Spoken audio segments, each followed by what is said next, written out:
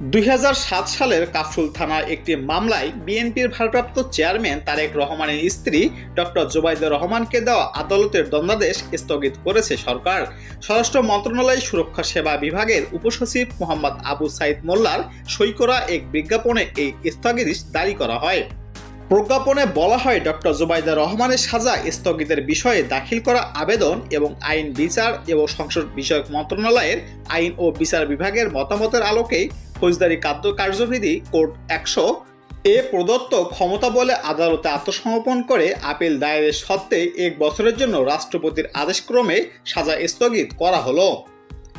এর আগে গত বছরের 2 আগস্ট জ্ঞাত আয় বহির্ভূত সম্পদ অর্জনের অভিযোগে বিএনপি ভারপ্রাপ্ত চেয়ারম্যান তারেক রহমানের 9 বছর এবং তার স্ত্রী জুবাইদা রহমানের 3 বছরের কারাদণ্ড দেন আদালত। একই সঙ্গে আদালত তারেককে জ্ঞাত আয় বহির্ভূত 2,74,93,887 টাকার সম্পদ রাষ্ট্রের অনুকূলে বাজেয়াপ্ত করার আদেশ দিয়েছিলেন। এছাড়া তারেককে 3 কোটি টাকা এবং জুবাইদাকে 35 লাখ টাকা অর্থদণ্ড দিয়েছিলেন।